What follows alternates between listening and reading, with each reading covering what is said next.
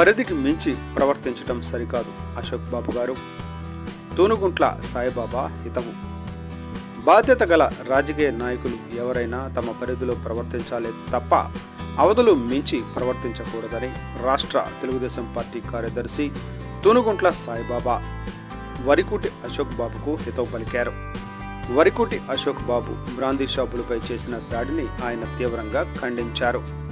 స్థానిక పార్టీ కార్యాలయం వద్ద జరిగిన విలేకరుల సమావేశంలో సాయిబాబా మాట్లాడుతూ వరికుటి అశోక్ బాబుకు బ్రాందీ షాపులపై దాడి చేసే హక్కు ఏమిటని ఆయన ప్రశ్నించారు.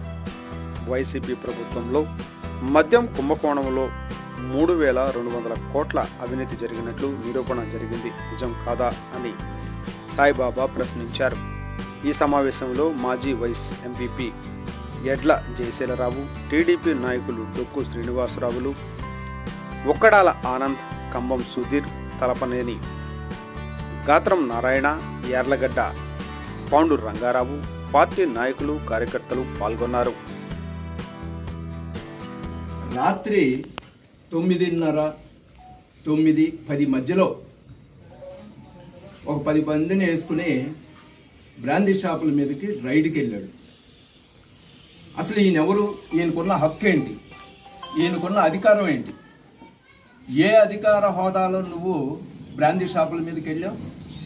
నీ ఇంటి మీద కూడా రావచ్చా? అలాగే బ్రాందీ షాపులు అవి వ్యాపార సంస్థలు. అవి దాని మీద నీకు ఏదన్నా అనుమానాలు, అభిప్రాయాలు ఉంటే సంబంధిత అధికారుల ద్వారా నీకున్న ఆలోచనని అమలుపరిచే ప్రయత్నం చేయాలి. నీకు నువ్వుగా గూండాల్ని, రౌడీల్ని, లేకపోతే నీ పార్టీ నాయకుల్ని ఎమ్మటేసుకుని షాపుల మీదకి వెళ్ళి దాడి చేయటం ఏంటి? షాపుల్లో పనిచేసేవాడిని బెదిరించటం ఏంటి? బెల్ట్ షాపులంట, ఏదో ఇష్టరాజ్యంగా చంద్రబాబు ఏర్రై పారిస్తున్నాడంట. అసలు నీకు ఏమాత్రమైన సిగ్గు, నీతి, లజ్జ ఉన్నట్లయితే నేను నిన్ను ప్రశ్నిస్తా ఉన్నా అశోక్ బాబు. ఎన్నికలకు ముందు కూడా అనేక సందర్భాల్లో నిన్ను, నీ నాగార్జున్ని ప్రశ్నించా. నీవు అధికారంలో ఉన్న రోజుల్లో ఏమీ చేయలేకపోయావు. ఉప ముఖ్యమంత్రి జైల్లో ఉన్నాడు. ముఖ్యమంత్రిగా పనిచేసిన వ్యక్తి రాజీనామా చేసి బయటికి పోయి వాళ్ళ అధికారం కోల్పోవాల్సిన పరిస్థితి. 150 కోట్లు తప్పు జరిగిందని మధ్యంలో. మరి 3,200 కోట్లు తప్పు జరిగిందని అధికారుల బృందం నిర్ధారించిన తర్వాత మీరు ఎన్ని సంవత్సరాలు జైల్లో ఉండాలి? నువ్వు ఎవరైతే ఉన్నారో అందరూ నిజాలు కక్కుతున్నారు. ఈ నిజాలన్నీ ఎక్కడికి పోతున్నాయంటే తాడేపల్లి ప్యాలెస్కి వెళ్ళిపోయి రేపో మాపో ఆయన కూడా తీసుకెళ్లి లోపల కూర్చోబెట్టే రోజు తొందరలోనే, దగ్గరలోనే ఉంది. అశోక్ బాబు గారు, మీరు అవి మర్చిపోవకుండా ఇవన్నీ ఒకసారి గుర్తు పెట్టుకుని ఏం జరుగుతూ ఉంది.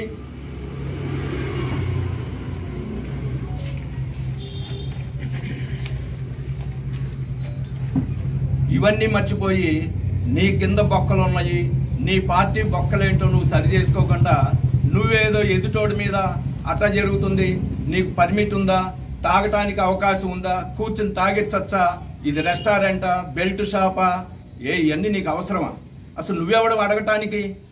నువ్వు తాగాలనుకుంటే సీసా కొనుక్కుని వెళ్ళి రోడ్డు మీద తాగుతావు, నీ ఇంట్లో తాగుతావు, తాగు. వాళ్ళని ప్రశ్నించడానికి నీకు ఏ అధికార హోదాలో వెళ్ళి ప్రశ్నించావు? పౌరుడైతే నేను ఒక పౌరుడిని నీ ఇంటికి వచ్చి నిన్ను అడగచ్చా, లేకపోతే నేను ప్రశ్నించచ్చా, లేకపోతే నీ ఇంట్లో ఏం జరుగుతుందని చూడొచ్చా? నేను ఒప్పుకుంటావా నువ్వు? అంటే ఎవరు ఏం మాట్లాడతలేదు కదా అని చెప్పని తమాషాలు చేద్దాం అనుకుంటున్నాను. నీ ఆటలు సాగవు అశోక్ బాబు, గుర్తుపెట్టుకో. నువ్వు ఎంతవరకు ఉండి నీ పార్టీ బాగోగులు చూసుకుంటే మాకు ఎటువంటి అభ్యంతరం లేదు. మాకు ఎటువంటి ఆలోచన, మాకు మీ పార్టీ అవసరం మాకు అక్కర్లేదు. తప్పు చేస్తే సంబంధిత అధికారులకు ఫిర్యాదు చేసి వాళ్ళ ద్వారా చర్య తీసుకునే విధంగా చెయ్యి. నీకు దమ్ము, ధైర్యం ఉంటే నువ్వెవడివి రావటానికి?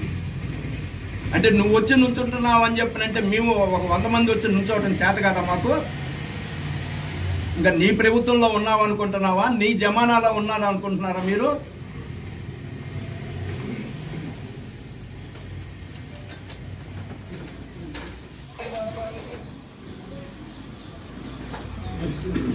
సరే, అది పార్టీ ప్రభుత్వం పరంగా నడుస్తున్నది.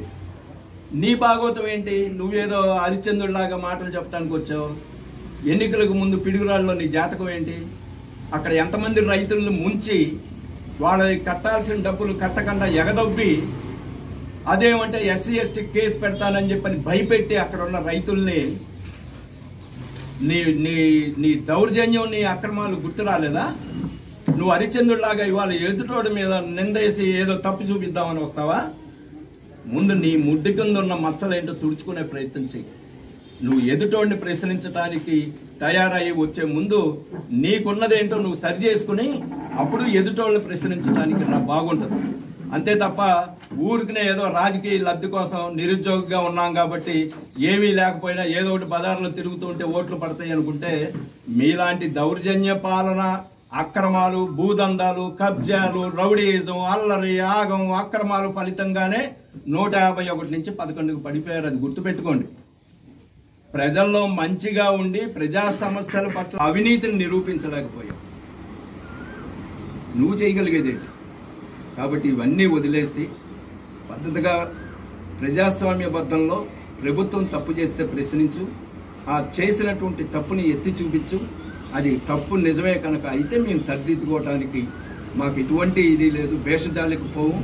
నువ్వు అనవసరంగా నీకేదో రాజకీయంగా లబ్ధి, మైలేజ్ పెరగాలనో, గుర్తింపు తెచ్చుకోవాలనో, కనుమరుగుపోయినటువంటి పార్టీని మళ్ళీ ఏదన్నా బయటకు తీసుకురావాలనో, ఇలాంటిది ఏదన్నా కుచ్చితపు ఆలోచనతో బయటకు వస్తే మాత్రం మేమెవరూ సహించం. మా కేడర్ కానీ, మా నాయకులు కానీ, మాకు పైన ఉన్న ఎమ్మెల్యే కావచ్చు, ముఖ్యమంత్రి కావచ్చు, ఎవరూ స్పేర్ చేయం.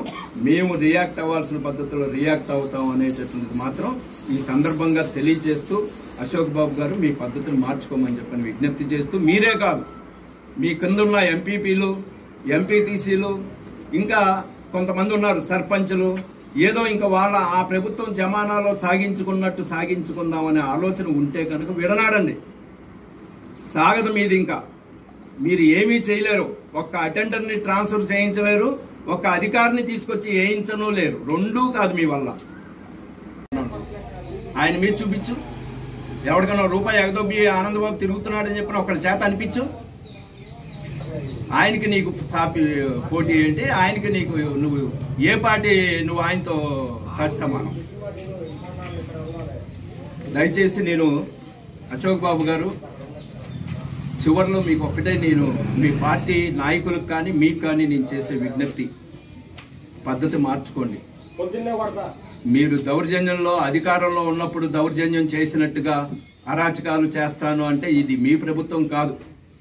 మా ప్రభుత్వంలో మా నాయకుడు అలాంటి వాటిని ఎంకరేజ్ చేయడం ఒప్పుకోడు. నిన్న ఒక వ్యక్తి పోస్ట్ చేసినందుకే తీసుకెళ్లి పార్టీ కార్యకర్త అనేది కూడా చూడకుండా చంద్రబాబు లోపల వేయించి వాడిని తీసుకెళ్లి జైల్లో వేయించాడు. అది చంద్రబాబు నాయుడు నీతి. నీ నీతి ఏంటి? మీ పార్టీ నాయకుడి నీతి ఏంటి? తప్పులు చేయించావు, వాళ్ళందరినీ తీసుకెళ్లి బొక్కలో వేయించుకుంటున్నావు. ఇది మీ నాయకుడి నీతి. కాబట్టి అలాంటిది చేయకుండా ఏదన్నా ఉంటే ప్రెస్ మీట్లు పెట్టు, విలేకరులకు చెప్పు. వాళ్ళు ప్రజలకు వారధులుగా ఉంటారు కాబట్టి పత్రికాముఖంగా మేము చేసే తప్పులు ఏదన్నా ఉంటే ఎత్తి చూపిస్తారు. అవి నిజమైతే మేము సరి చేసుకోవడానికి ప్రయత్నం చేస్తాం. నిజం కాకపోతే మనకి పెద్దవాళ్ళు చెప్తారు, అట్టు పెట్టినమ్మకి అట్టున్నర పెట్టమని. అలాగే నీకు మళ్ళా అట్టున్నర పెట్టే విధంగా చేస్తాం. నేనైతే ఎక్కడ తగ్గను, ఏ రకంగా నీకు తీసిపోను. నువ్వు అడుగేస్తే నేను 2 అడుగులు వేస్తా. కాబట్టి ఇవన్నీ అంత దూరం తెచ్చుకోకుండా, నీకు గుర్తుందా 3వ తారీఖు బహిరంగ చర్చకి సవాల్ ఇస్తే కనీసం ఈ ఊరు ఛాయలకు కూడా రాలేకపోయావు. నువ్వు అధికారంలో ఉన్నప్పుడు చేసిన ఛాలెంజ్లు అనేకం ఉన్నాయి. కానీ మీరు ఈ రకంగా ఏదో బెదిరించి, మొన్న ఎండిఓ ఆఫీస్కి వెళ్ళి బెదిరించారు, ఎంఆర్ఓ ఆఫీస్కి వెళ్ళి ఎంఆర్ఓ వాళ్ళు బెదిరిస్తారు. అక్కడ మన అది తీస్తున్నావు, ఈడు తీస్తున్నావు, ఇది ఎవడిచ్చాడు నీకు, అది ఎవడిచ్చాడు అధికారం అని. అసలు నీకెవడిచ్చాడు అధికారం? నువ్వెవడివి అసలు ప్రశ్నించడానికి? నిన్న పోలీస్ స్టేషన్ తల్లి కొడుకులు ఏదో గొడవ పడి పోలీస్ స్టేషన్కి పోతే కొడుకు పక్కన వెళ్ళి తల్లిని లోపలేయమని చెబుతావా? నువ్వు ఆ నాయకుడివే.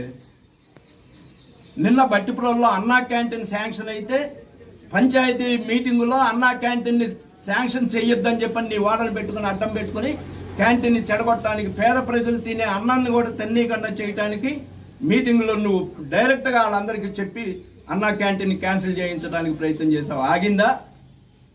నీ ప్రయత్నం జరిగిందా? కట్టి చూపిస్తావు అక్కడ అన్నా క్యాంటీన్.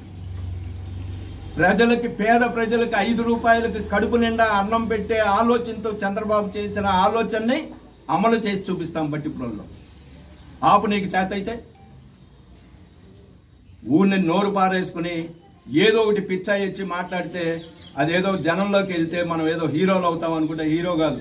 నీ జగనే జీరో అయిపోయాడు. నువ్వెంత దిక్కు దివాణం లేదు. ఆయనే రేపొద్దున ఎప్పుడు లోపలికి వెళ్తాడో, ఎప్పుడు ఎక్కడికి వెళ్లాల్సి వస్తుందో అని చెప్పని ఊళ్ళో వదిలిపెట్టి తిరుగుతున్నాడు, రాష్ట్రాలు వదిలిపెట్టి. మర్చిపోయి గుడ్డగాల్చి మీదేసి నువ్వేదో లబ్ధి పొందాలి అనుకుంటే మాత్రం వేమూరు నియోజకవర్గంలో నీ ఆటలు సాగవు. జాగ్రత్తగా మసులుకుంటే నీకేదో సీటు వస్తుందని ఆశపడుతున్నావేమో. పొరపాటును కూడా నీకు సీట్ రాదు. వచ్చినా నిన్న జరిగిన పరాభవం కన్నా మించి పరాభవం జరుగుతుంది. ఈ రాష్ట్రంలో వైసీపీ ఖతం, ఖాళీ, అనుమానం అక్కర్లా. దీనికి ఎవరూ ఏమీ చేయక్కర్లా. మీ పాపాలే మీ శాపాలే చుట్టుకుంటాయి. రోజుకు ఒక ఐఏఎస్ ఆఫీసర్ బొక్కలోకి వెళ్తున్నాడు, ఒక్కొక్క ఐపీఎస్ ఆఫీసర్ కోర్టుల చుట్టూ తిరుగుతున్నాడు. మీ పాపం మీ ప్రభుత్వంలో ఉద్యోగం చేసిన పుణ్యమా? మీరు చెప్పినట్టు విని పాపాలు చేసిన దాని ఫలితంగా ఆ రోజున రాజశేఖర రెడ్డి హయాంలో 4-5 ఐఏఎస్ ఆఫీసర్లు కోర్టులు బలైపోయి జైలుకి పోయారు.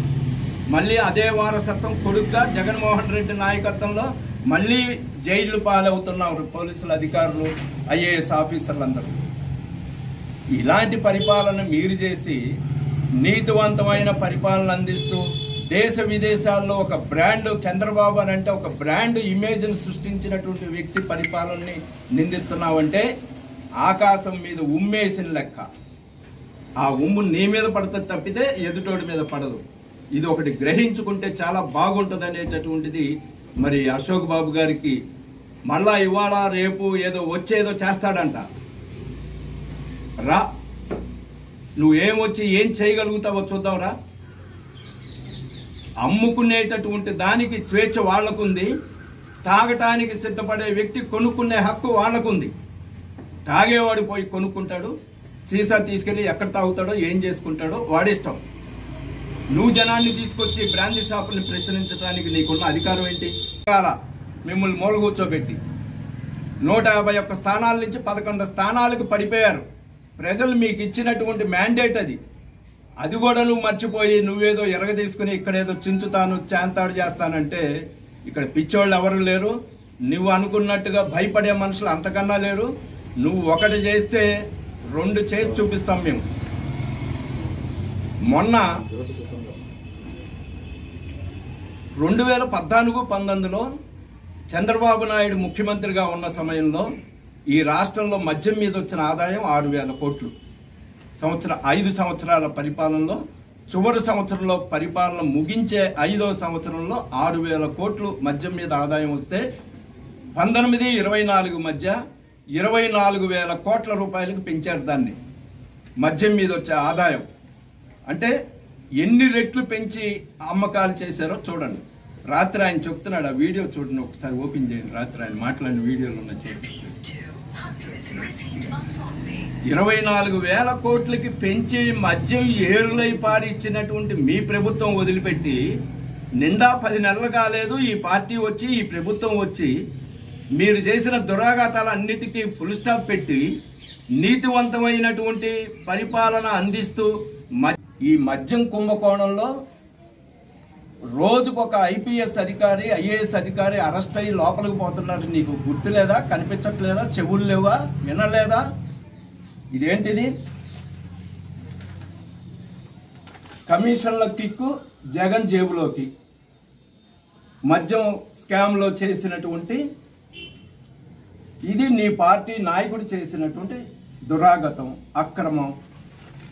అలాగే క్లియర్గా కనిపిస్తుంది చూడండి. పెద్ద అంతా జగన్ ఆదేశాలతోనే 3,200 కోట్ల రూపాయలు అవినీతి జరిగిందని చెప్పని నిగ్గు తేల్చింది సిట్టు.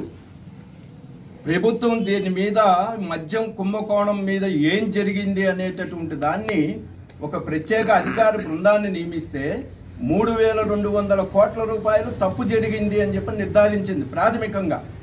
ఇంకా ఇన్ డెప్త్కి వెళ్తే ఇది ఎక్కడికి పోతుందో తెలియదు. ఇలాంటిది జగన్ చెప్పాడు, నేను చేశాను. ఏంటిది? ఇవి చదవట్లేదా? నువ్వు చూడట్లేదా? నీకు అర్థం కాదా? ఇవన్నీ ఏమీ లేకుండా అరెస్ట్ చేసి జైల్లో నెడుతున్నారా? ఒక్కోడు ఢిల్లీకి వెళ్ళి సుప్రీంకోర్టుకు పోయి జామీన్ కోసం, ముందస్తు బెయిల్ కోసం తిరుగుతున్నది కనిపించట్లేదా నీకు? ఇది కేవలం కుంభకోణం, మధ్యంలో చేసినటువంటి కుంభకోణం, అతిపెద్ద కుంభకోణాల్లో అది ఒకటి ఆంధ్ర రాష్ట్రంలో. దాన్ని తీవ్రంగా ఖండించాలనేటటువంటి ఆలోచనతో మిమ్మల్ని ఈ కాన్ఫరెన్స్కి ఆహ్వానించడం జరిగింది. అందరికీ వచ్చినటువంటి వారందరికీ, పార్టీ నాయకులకు కూడా ముందుగా నా నమస్కారాలు తెలియజేస్తూ, వేమూరు నియోజకవర్గానికి వైఎస్ఆర్సీపీ తరఫున పోటీ చేసి ఓడిపోయినటువంటి వ్యక్తి వరకూటి అశోక్ బాబు గారు. ఈయన ఓడిపోయినటువంటి అతను ఆయన పార్టీ పరిస్థితి ఏంటో, ఆయన క్యాడర్ ఏంటో, ఆయన కథ ఏంటో ఆయన చూసుకుంటే చాలా బాగుండేది.